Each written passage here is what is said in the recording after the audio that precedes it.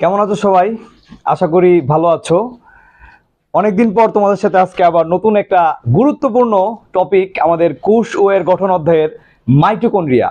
হ্যাঁ, মাইটোকন্ড্রিয়া নিয়ে আজকে আমাদের ভিডিওটা আসলে অনেকটা লম্বা হবে, কারণ এর হচ্ছে বিস্তৃতিটা অনেক বড়। মাইটোকন্ড্রিয়া নিয়ে পড়ার শেষ নাই। তো মাইটোকন্ড্রিয়া নিয়ে আজকে আমরা আমাদের যত সে কি কাজ করে, সে কি কি দ্বারা গঠিত এবং তার উৎপত্তি বিস্তৃতি কিভাবে হয়েছে, আমরা আজকে সবকিছু একদম ভালোভাবে শিখে নিব। কথা না বাড়িয়ে চলে যাচ্ছি সরাসরি আজকের আমাদের মাইটোকন্ড্রিয়া টপিকে। আচ্ছা, প্রথমে আসো আমরা মাইটোকন্ড্রিয়ার আবিষ্কারক এবং নামকরণ কিভাবে হয়েছে আমরা সেটা নিয়ে আলোচনা করব। মাইটোকন্ড্রিয়া এই শব্দটার আসলে অর্থ কি এটা আগে আমরা বুঝি। যে মাইটোকন্ড্রিয়া শব্দের এই যে মাইটো শব্দটা আছে, সেটা দিয়ে আসলে বোঝা হয় সুতাকে। কি বোঝায় এটাকে? এটা দিয়ে আসলে বোঝায় সুতা। আর এই যে কন্ড্রিয়া শব্দটা, এই কন্ড্রিয়া শব্দটা দিয়ে আসলে বোঝা যায় দানা। ঠিক আছে? তার মানে মাইটোকন্ড্রিয়া আসলে বোঝাচ্ছে এমন একটা কোষের বডি অর্গানেল যারা হচ্ছে কিছুটা সুতার মতো অথবা দানাদার বস্তুর মতো। তো এটা আসলে যে খুব বড় হয় তা কিন্তু না। ধরো আমি যদি এখানে একটু দেখাই, আমাদের এই যে কোষটার দিকে দেখাই আমরা, তো এখানে যদি আমি নিউক্লিয়াসটাকে যদি আমি এখানে মাছ বরাবর দিই নিউক্লিয়াসটাকে, তো তুমি একটু খেয়াল করো, মাইটোকন্ড্রিয়া কিন্তু তার তুলনায় যে খুব বেশি বড় তা কিন্তু না। দেখতে দেখা যায় অনেক বড়, এক্স্যাক্টলি মাইটোকন্ড্রিয়া এতটাও বড় না। মাইটোকন্ড্রিয়া এইরকম ক্ষুদ্র ক্ষুদ্র ক্ষুদ্র ক্ষুদ্র ছোট ছোট দানার মতো দেখায়। এক্স্যাক্টলি তার শেপটা আসলে এই নিউক্লিয়াসের তুলনায় অনেক ক্ষুদ্র দানাদারের মতো দেখায়। আবার কোনো কোনো জায়গায় মাইটোকন্ড্রিয়াগুলো আসলে ফিতার মতো এরকমও দেখা যায়। এই কারণে আসলে তার নামকরণ করা হয়েছে মাইটোকন্ড্রিয়া, যেটা সুতা অথবা দানাদার এরকম হইতে পারে। এখন কথা না বাড়িয়ে আমরা জানি আসলে মাইটোকন্ড্রিয়া নামের আবিষ্কারক বা মাইটোকন্ড্রিয়া এই নামটা সবার আগে কে দিয়েছে দেখি আমরা। প্রথমে এই বিজ্ঞানীর নামটা তোমাদের অবশ্যই জানতে হবে। তার নাম হচ্ছে বিজ্ঞানী কলিকার। বিজ্ঞানী কলিকার হচ্ছে 1850 সালে সে সবার আগে, হ্যাঁ ফার্স্ট, সে প্রথম সবার আগে মাইটোকন্ড্রিয়াকে কোষের মধ্যে পরিলক্ষিত করেছে, কোষের মধ্যে পরিলক্ষিত করছে এবং তার নাম দিছে হচ্ছে সার্কোজোম। সার্কোজোম বলতে আসলে দানা টাইপের কোনো একটা জিনিস, এটাকে সার্কোজোম আকারে সে নামকরণ দিয়েছে। তারপরে আরেকজন বিজ্ঞানী আছে, তার নাম হচ্ছে ওয়াল্টার ফ্লেমিং। ওয়াল্টার ফ্লেমিং এই সেম আবার এই মাইটোকন্ড্রিয়ার আসলে নামকরণ করেছে এবং তার নাম দিয়েছিল সে ফিলা। তার নাম দিয়েছিল কি? ফিলা। এখন তোমাদের মনে রাখতে হবে কতগুলা বিজ্ঞানীর নাম আছে যেগুলো আমাদের পরীক্ষাতে বারবার এডমিশন বলো অথবা এইচএসসি বলো এই পরীক্ষাগুলোতে চলে আসে। তার নাম হচ্ছে ফিলা।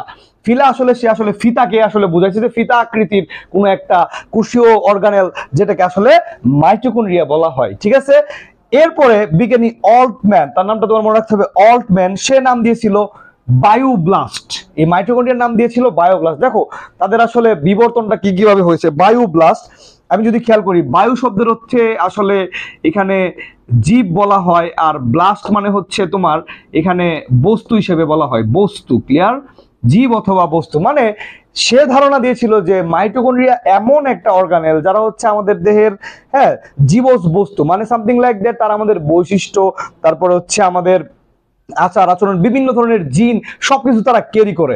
কিন্তু এক্স্যাক্টলি তারপরে তার যে তথ্যটা সেটা আসলে মিথ্যা হিসেবে প্রমাণিত হয়, কারণ আসলে মাইটোকন্ড্রিয়ার আসলে আমাদের মানে বৈশিষ্ট্য বহন, তারপরে আমাদের সন্তান সন্ততিতে সেটা সঞ্চালন, এটা মাইটোকন্ড্রিয়ার কাজ না।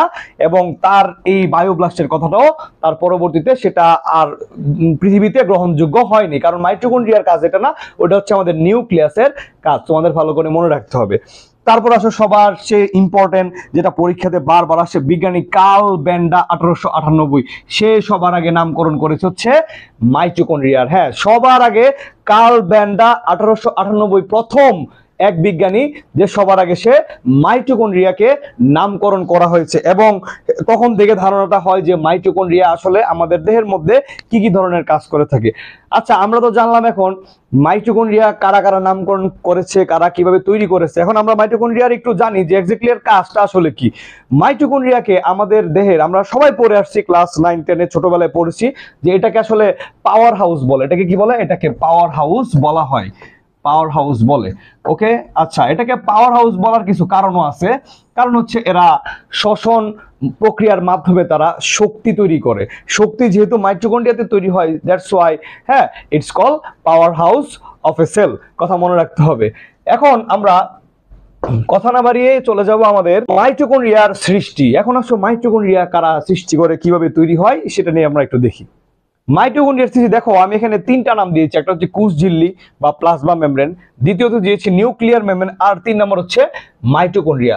তুমি ভাবতে পারো যে স্যার আবার মাইটোকন্ড্রিয়াকে তৈরি করে। আচ্ছা আসো আমরা একটু নতুন ভাবে এটাকে বুঝি।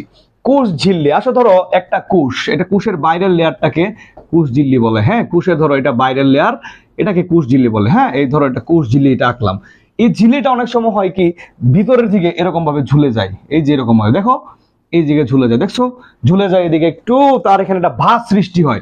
ভাঁজ সৃষ্টি হওয়ার পরে এই ভাঁজটা আবার এই বরাবর মানে তোমার কেটে যায় কিরকম দেখায়, এই দেখো এই টাইপের কিছু একটা, তোমাকে একটু ক্লিয়ারলি দেখাই।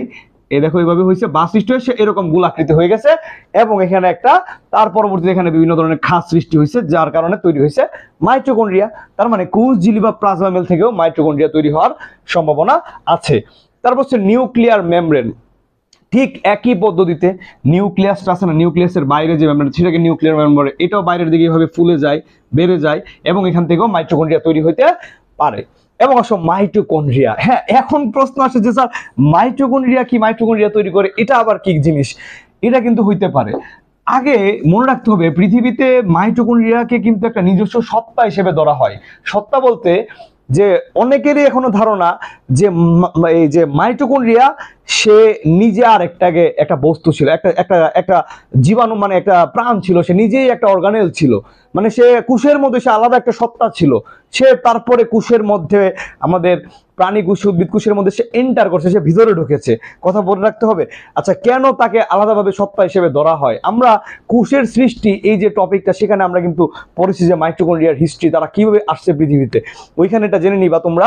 তো এখন আসো দেখি মাইটোকন্ড্রিয়া নিজে কিভাবে তৈরি হয়। তোমরা কি কখনো খেয়াল করেছো যে আমি তোমাদের বলছিলাম যে রাইবোজোম, মাইটোকন্ড্রিয়াতে কিন্তু এই যে মাইটোকন্ড্রিয়ার শেপের মধ্যে অনেকগুলো দানাদার রাইবোজোম থাকে, এবং রাইবোজোম কত থাকে? রাইবোজোম 70S থাকে, 70S 80S আমরা পড়াইছি, 70S থাকে। এই 70S আসলে এক্স্যাক্টলি কাদের দেহে থাকে? এগুলা থাকে আদি কোষে। কাদের থাকে? আদি কোষে। যে কারণে ধরা হয় যে মাইটোকন্ড্রিয়া নিজেই আগে একটা কোষ ছিল, এবং এটা আদি কোষ টাইপের ছিল, যে কারণে তার মধ্যে এখনো সে সত্তাটা আছে, রাইবোজোম 70S সে এখনো ক্যারি করে। তো মাইটোকন্ড্রিয়া নিজেকে নিজে বিভাজিত করার সক্ষমতা রাখে, এবং একটা থেকে দুইটা মাইটোকন্ড্রিয়া হইতে পারে। এইভাবে হচ্ছে মাইটোকন্ড্রিয়ার পৃথিবীতে সৃষ্টি হইতে পারে, একটা কোষের মধ্যে সৃষ্টি হইতে পারে। আচ্ছা, এখন আমরা কথা না বাড়িয়ে চলে যাব আমাদের মাইটোকন্ড্রিয়ার বিস্তৃতি এবং অবস্থান। খুব গুরুত্বপূর্ণ। আসলে এই অর্গানেলটা নিয়ে আমরা একদম ভালোভাবে পড়বো, যেন আমাদের কোনো ধরনের সমস্যা না হয়, কারণ এই অর্গানেলটা সম্পর্কে অনেক কিছু জানার আছে, অনেক কিছু বোঝার আছে। মাইটোকন্ড্রিয়ার বিস্তৃতি এবং অবস্থান দেখো, প্রথম কথা হচ্ছে আদি কোষে এবং আরবিসিতে মাইটোকন্ড্রিয়া থাকে না। খুব ভালো করে মাথায় রাখতে হবে, আদি কোষে এবং আমাদের কোথায়? আদি কোষে ভাইয়া, এবং হচ্ছে আরবিসিতে। আরবিসি মিন্স লোহিত রক্ত কণিকাতে কোথাও এই জায়গার মধ্যে মাইটোকন্ড্রিয়া দেখা যায় না। এরপর আসো সাধারণত প্রতি কোষে, মানে নরমালি প্রতি কোষে এটা থাকে অ্যারাউন্ড 300 থেকে 400টা। এটা খুব ভালো করে মনে রাখতে হবে, কয়টা থাকে? 300 থেকে 400টি দেখা যায় হচ্ছে মাইটোকন্ড্রিয়া নরমাল একটা কোষের মধ্যে। আমরা যেভাবে একটা দেখাই না, এরকম 300 থেকে 400টা এখানে দেখা যায়। তারপর আসো যকৃতের কোষে। হ্যাঁ, যকৃতের কোষে 1000+। এখন আবার একটা কথা বলি, তোমার একটু ভালো করে তুমি টেকনিক্যালি চিন্তা করতে হবে, যে সব জায়গায় কাজ সবচেয়ে বেশি হয়, মানে যকৃৎ কিন্তু আমাদের বডির মধ্যে এটাকে মানে জৈব রসায়নাগার বলা হয়, এটাও অনেক কাজ করে। আর কাজের জন্য তো শক্তি দরকার, আর শক্তি উৎপাদন করবে কে? মাইটোকন্ড্রিয়া। দ্যাটস ওয়াই যকৃতে 1000-এর উপরে, যকৃতের একটা কোষের মধ্যে অতিরিক্ত মাইটোকন্ড্রিয়া দরকার হয়, কারণ এখানে কাজ বেশি হয়, কাজের জন্য শক্তি লাগে, আর শক্তি তৈরি করার জন্য মাইটোকন্ড্রিয়া লাগে এখানে, এই কারণে 1000টা হয়। পাখিদের ডানায়, হ্যাঁ পাখিদের ডানাতেও তো অনেক শক্তি লাগে, এখানে অ্যারাউন্ড প্রায় 5000, কত? 5000-এর মতো একটা কোষে মাইটোকন্ড্রিয়া। মানে বোঝা যায় পাখির দানার কোষগুলোতে অ্যারাউন্ড 5000 থেকে 6000-এর মতো মাইটোকন্ড্রিয়া দেখা যায়। অ্যামিবা, এতে থাকে সবচেয়ে বেশি, অ্যামিবাতে থাকে সবচেয়ে বেশি মাইটোকন্ড্রিয়া। মনে রাখতে হবে প্রায় 30 লক্ষ, কত? একটা কোষের মধ্যে 30 লক্ষ থেকে 50 লক্ষ মাইটোকন্ড্রিয়া দেখা যেতে পারে। দেখছো মাইটোকন্ড্রিয়া আসলে কিভাবে কোথায় থাকে, আমরা আশা করি এখান থেকে ইজিলি মাইটোকন্ড্রিয়ার বিস্তৃতি এবং তারা কোথায় কোথায় তাদেরকে পাওয়া যায় আমরা বুঝে গিয়েছি।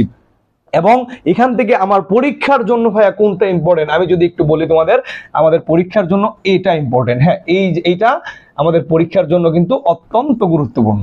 300 থেকে 400টি সাধারণত এইভাবে মাইটোকন্ড্রিয়া দেখা যায়। এইভাবে মাইটোকন্ড্রিয়াটা আমাদের দেহে প্রাণী কোষে উদ্ভিদ কোষে এইভাবে বিস্তৃত থাকে। আশা করি তোমরা সহজভাবে মাইটোকন্ড্রিয়ার বিস্তৃতি এবং অবস্থান বুঝে ফেলেছো।